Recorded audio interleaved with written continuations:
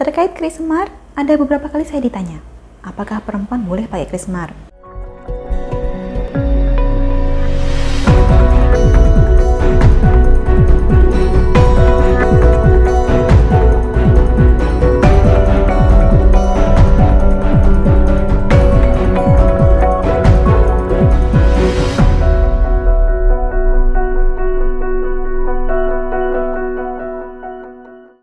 Salam Rahayu, dengan Dewi Sundari di sini.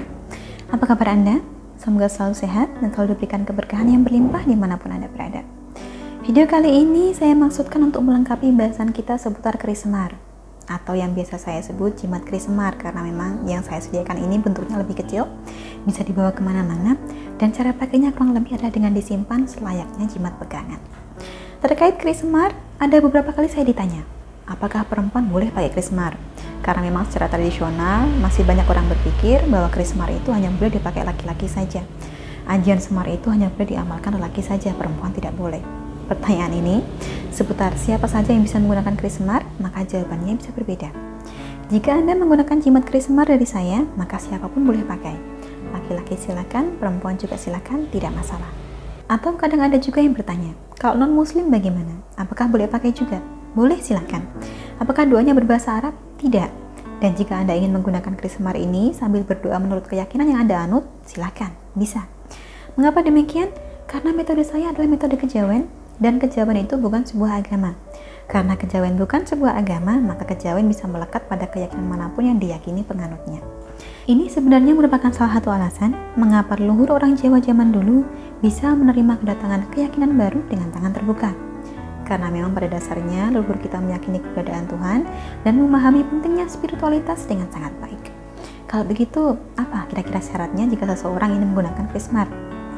Syarat utama bagi saya adalah kesungguhan, niat baik, harus siap bertanggung jawab, sudah cukup dewasa. Dan patokan kedewasaan ini tentu saja tidak bisa saya patok dengan angka. Ibaratnya kalau mau buat SIM, syaratnya harus minimal 17 tahun. Tidak bisa seperti itu. Karena kedewasaan seseorang tidak bisa diukur dengan penggaris. Paling gampangnya mengukur kedewasaan adalah dengan melihat kemampuan kita sendiri. Mampukah Anda bertanggung jawab atas pilihan yang Anda buat? Jika mampu, maka bisa dibilang Anda sudah cukup memenuhi syarat untuk memiliki keris semar sebagai pegangan. Selain kesungguhan, maka syarat lainnya adalah niat baik. Keinginan Anda untuk menggunakan keris semar ini harus untuk kebaikan saja, untuk kebahagiaan semua orang yang terlibat. Dan sebagai orang yang cukup dewasa, saya yakin Anda pasti bisa memilah dan menimbang mana perkara yang baik dan mana perkara yang kurang baik. Itu kalau jimat keris semarnya ini berasal dari saya. Jika kebetulan saat ini Anda sudah memiliki keris semar, misalnya pemberian dari orang tua atau peninggalan dari sesepuh Anda dalam keluarga, maka jawabannya akan beda lagi. Apabila ketika dulu pusaka ini diberikan kepada Anda, orang yang memberikan secara khusus mewanti bahwa hanya Anda yang boleh menggunakan keris semar ini, maka berarti memang hanya Anda yang bisa memakai. Atau jika orang yang dulu memberikan keris ini menyatakan bahwa suatu saat nanti Anda boleh mewariskannya kepada orang lain, maka itu berarti keris semarnya memang bisa diwariskan. Kadang memang ada benda pusaka yang menurut wasiatnya hanya boleh dipakai lelaki saja. Itulah mengapa dalam sebuah keluarga yang memiliki pusaka berupa benda apapun, umumnya adalah anak lelaki yang mewarisi, termasuk keris semar.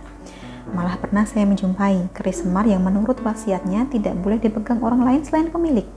Dikatakan bahwa nanti tuahnya akan hilang. Atau pernah juga saya menjumpai keris semar yang jika digunakan untuk memikat seseorang, maka bendanya ini, keris semarnya ini, sama sekali tidak boleh terlihat oleh orang yang dituju tersebut. Kalau sampai yang bersangkutan melihat jimat keris semarnya, maka hajatnya tidak akan tercapai. Nah, masalahnya kadang orang tidak tahu. Misalnya ia menerima keris semar sebagai pemberian. Ia kurang paham, apakah keris semar ini boleh dipegang orang lain atau tidak? Boleh terlihat orang lain atau tidak? Jika berada dalam situasi semacam ini, lantas harus bagaimana? Jika memang tadinya ketika keris diserahkan, Anda diwanti agar jangan sampai dipegang oleh orang lain, maka patuhilah wasiat tersebut. Jika sama sekali ketika keris ini diserahkan Anda tidak diwanti apa-apa, maka lebih baik kerisnya diselaraskan dulu menurut nama Anda dan hajat atau keinginan Anda bagaimana. Caranya bagaimana? Saran saya, kalau tidak terbiasa alias masih agak awam dengan hal-hal semacam ini, jangan dipaksakan untuk dilakukan sendiri. Lebih baik lewat bantuan profesional. Ibaratnya ada sebuah mesin yang kita tidak tahu cara pakainya bagaimana, tidak tahu cara merawatnya seperti apa.